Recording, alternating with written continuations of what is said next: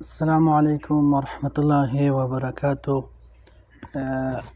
فحدیث شریف کې د حضرت محمد صلی الله علیه وسلم ارشاد ده چې د الله جل جلاله په نيز باندې تر ټولو خوښه څلور کلمې دي: سبحان الله والحمد لله ولا اله الا الله والله اکبر.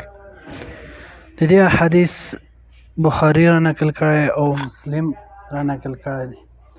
زما قدرمندو عزتمندو مسلمانانو ورونو، نو دا کلمې پیغمبر صلی الله علیه وسلم ته ډېرې محبوبې کلمې وي.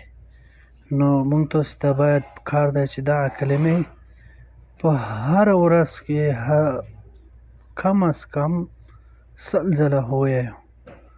نو دغه کلمې خلکو سره شیر کړئ چې خلک د دې کلمو نه فایده واخلي.